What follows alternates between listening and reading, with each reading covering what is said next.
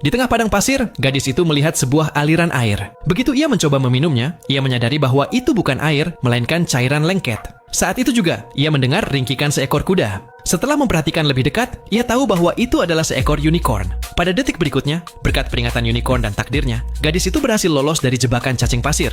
Cairan lengket itu ternyata adalah umpan yang digunakan cacing tersebut untuk menjebak mangsanya. Kemudian, unicorn itu mendekat. Saat gadis itu mengulurkan tangan untuk menyentuhnya, unicorn tersebut berbalik dan perlahan mulai berjalan pergi, seolah ingin membawanya ke suatu tempat istimewa.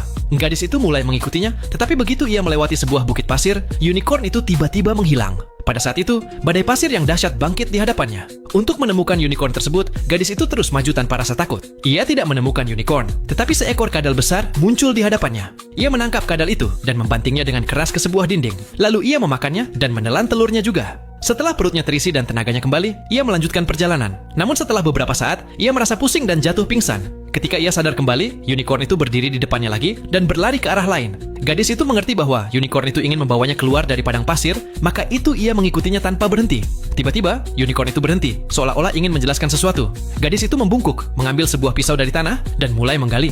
Dalam hitungan detik, air mulai mengalir dari dalam tanah. Ia minum sepuasnya, dan juga memberi minum unicorn tersebut. Setelah itu, mereka berdua melanjutkan perjalanan. Ketika mereka tiba di sebuah tanah yang kering dan aneh, gadis itu merasakan bahaya. Tiba-tiba, tanah mulai bergetar dan terbelah. Dari dalamnya muncul makhluk raksasa. Saat menengadah, ia melihat seekor kalajengking yang mengerikan. Melihatnya, gadis itu jatuh ke tanah. Ia segera mundur ketika kalajengking itu bergerak ke arahnya. Namun dengan kelincahannya, ia menghindari setiap serangan. Kemudian unicorn itu maju untuk melindunginya dan menyerang kalajengking tersebut. Namun kalajengking itu melukai unicorn dengan capitnya yang tajam. Melihat hal itu, amarah gadis itu meledak. Ia menggunakan kekuatan sihirnya dan membunuh kalajengking itu.